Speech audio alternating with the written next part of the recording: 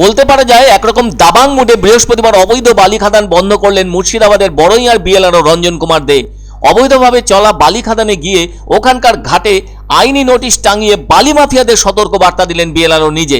মূলত এলাকাবাসীদের অভিযোগের ভিত্তিতে এদিন বিএলআরও নিজেই অভিযান শুরু করেন বড়ইয়া থানার অন্তর্গত ময়ূরাক্ষী নদীর সুন্দরপুর বিপ্লবী ননী সেতু এলাকায়। আর সেখানেই কার্যত এ ধরনের পদক্ষেপ গ্রহণ করতে দেখা গেল বিএলআরও রঞ্জন কুমার দেকে।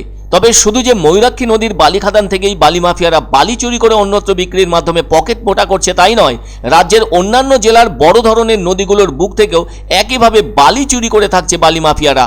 কোনো কোনো নদীতে বালি তোলার ক্ষেত্রে সরকারি অনুমতি থাকলেও তাতে বালি তোলার পরিমাণ ট্রাক পিছু নির্ধারিত আছে 200 সিএফটির মতো, কিন্তু সেক্ষেত্রে বালি মাফিয়ারা কায়দা করে 250 সিএফটি থেকে 300 সিএফটির মতো বালি ট্রাকে করে চুপিসারে পাঠিয়ে দিয়ে থাকছে বলে অভিযোগ। এর ফলে কোনোভাবে দুটো ট্রাকের রয়্যালটির মাধ্যমে বাড়তি 1 ট্রাক বালি ঘরে জমা হয়ে যাচ্ছে, যার পুরোটাই লাভের খাতায় থাকছে। আর ওই বালি খুচরোভাবে বিক্রি করলে সেক্ষেত্রে কোনো রয়্যালটির গল্পই থাকছে না।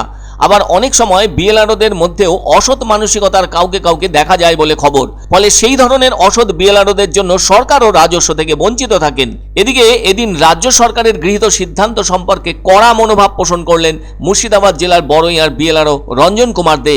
তিনি ওখানকার ময়ূরাক্ষী নদীর বালি খাদানে প্রবেশ করে সেখানে সরকারিভাবে নোটিশ ঝুলিয়ে দিলেন বালি তোলার ব্যাপারে।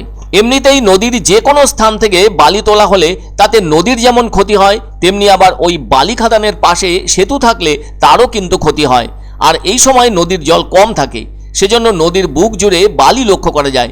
সেই বালি অবৈধভাবে তুলে নিয়ে অন্যত্র পাচার করে থাকছে বালি মাফিয়ারা। আর নদীর যেখান সেখান থেকে বালি তুলে নেওয়াটা নদীর পক্ষেও ক্ষতিকর হয়ে ওঠে। সেই ক্ষতির দিকটি স্পষ্ট হয় বর্ষা এলে।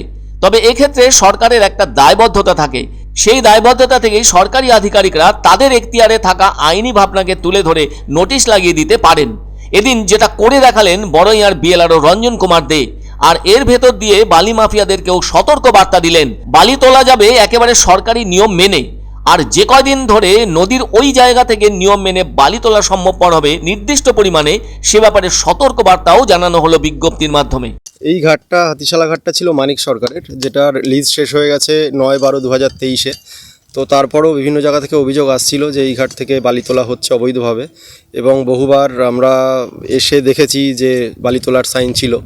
তো এই মুহূর্তে আমরা যেটা করছি যে একদম নোটিশ টাঙিয়ে আমরা এটাকে বন্ধ করে দিচ্ছি।